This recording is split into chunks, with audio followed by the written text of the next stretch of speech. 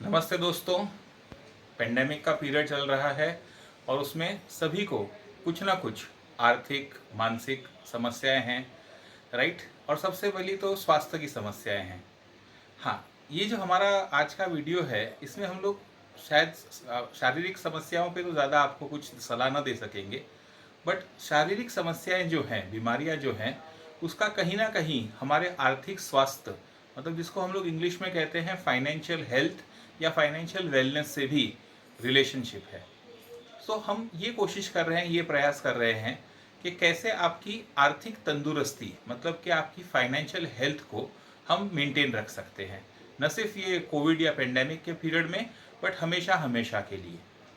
अब आप कहेंगे कि साहब ये क्या बहुत सरल है? हाँ साहब, बहुत सरल है। कुछ बेसिक नियम हैं, कुछ बेसिक सिस्टम्स हैं, उसको आपको फॉलो करना है और ये कोई रॉकेट साइंस नहीं है। बहुत सिंपल सी बेसिक बातें हैं, उसका आपको ध्यान रखना है। और इस बेसिक बातों को समझने के लिए, जानने के लिए हम ये कोशिश कर रहे हैं कि हम लोग एक बेसिक लेवल से आपको नॉलेज देने की कोशिश करें। इस इन वीडियोस का उद्देश्य आपको कुछ बेचना नहीं है, आपसे कोई मेंबरशिप, कोई फंड कलेक्ट करना नहीं है। इस वीडियो का उद्देश्य केवल और केवल आपको ज्ञान प्रदान करना है। अब आप पूछेंगे साहब आप ज्ञान दे रहे हो तो आपका थोड़ा सा परिचय भी दे दीजिए। मेरा नाम है डॉक्टर पृथ्वीराज देसाई।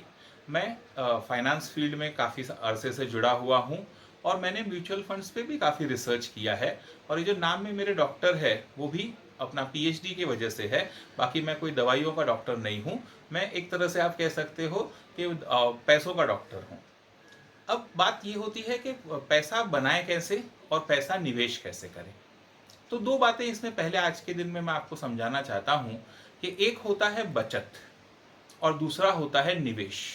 यानी एक है सेविंग्स और एक है इन्वेस्टमेंट। तो अक्सर लोग क्या करते हैं कि सेविंग्स और इन्वेस्टमेंट में थोड़ा सा कंफ्यूज हो जाते हैं।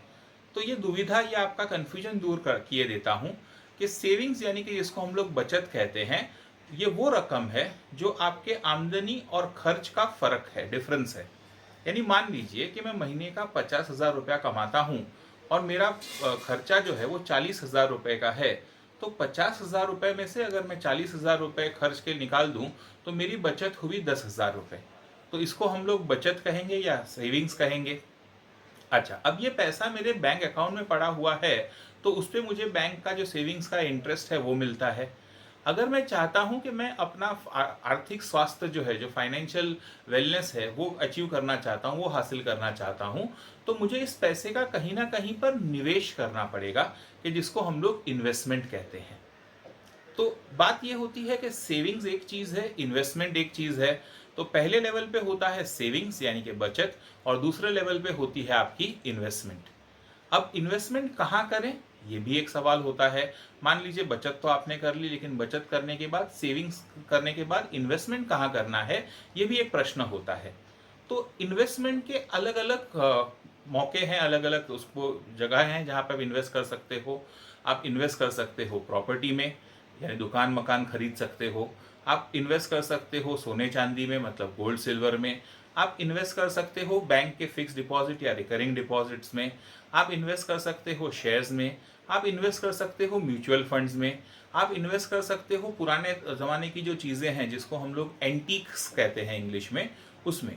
तो ऐसे अलग अलग माध्यम हैं और इस अलग अलग माध्यम से आप अपने पैसे की, अपने बचत की निवेश के स्वरूप में उसका रूपांतरण कर सकते हैं। ये सब के बारे में समझ देने के लिए आने वाले वीडियोस में हम इसी बात पे चर्चा करेंगे और एक एक जो उसमें अलग अलग तरीके मैंने आपको बताए उस पर हम लोग बहुत अच्छे से डिटेल में उस पर बातें करेंगे। धन्यवाद। Thank you very much.